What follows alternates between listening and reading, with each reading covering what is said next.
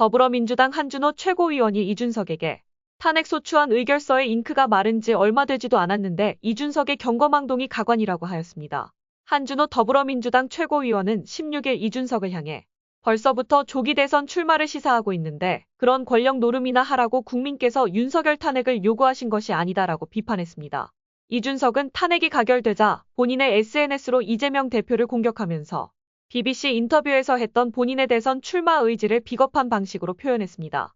탄핵 해제 표결 정족수가 모자른 상황에서 이준석이 국회 문 앞에서 쇼하고 있을 때 나이 60 넘은 의원들은 담을 넘어 표결에 참여하였습니다. 평소 민주당 의원들이 쇼한다고 공격하면서 정작 본인은 국회 문 앞에서 쇼를 하고 있던 것입니다. 이미 1시간 전에 경찰들이 국회 정문으로 들어가는 민주당 의원들을 막고 있는 영상이 있는데 마치 계엄의 증거를 남긴다는 취지로 문 앞에서 경찰에게 욕설을 하며 표결에 불참한 것입니다. 그리고 이준석이 입고 있는 게 있습니다. 바로 명태균입니다. 다음은 한준호 최고위원의 발언이 있겠습니다. 비상계엄부터 탄핵소추안 의결까지 참 긴박한 시간이었습니다.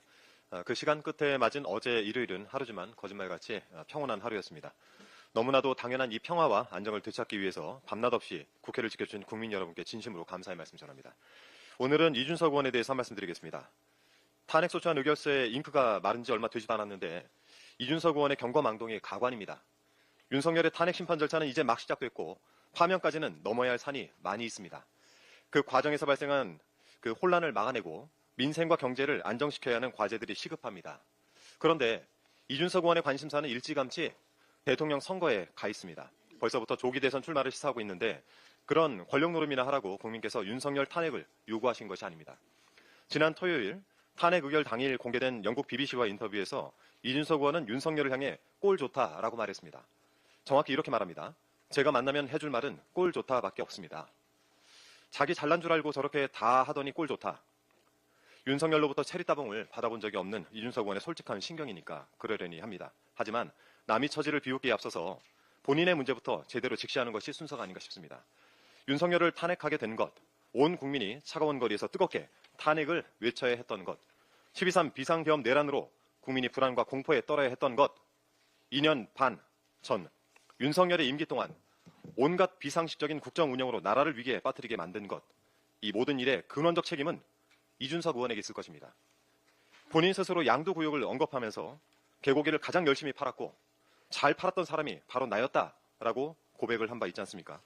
남을 손가락질하기 전에 전쟁과 내란 수계를 대통령으로 만드는 데 일조했던 것부터 국민께 사과드리는 것이 옳습니다. 그리고 비상계엄부터 지금까지 전국이 매우 혼란스러워서 깜빡 잊으셨을까 봐 말씀을 드립니다. 명태균이란 이름 석자만큼은 잊지 마시길 바랍니다. 지난 12일 명태균 씨가 소위 황금폰이라는 것을 창원지검에 제출을 했고 지난달엔 컴퓨터 하드디스크 복구를 통해서 이준석, 명태균 두 사람 간의 대화가 상당량 확인되었다는 보도도 이미 나왔습니다.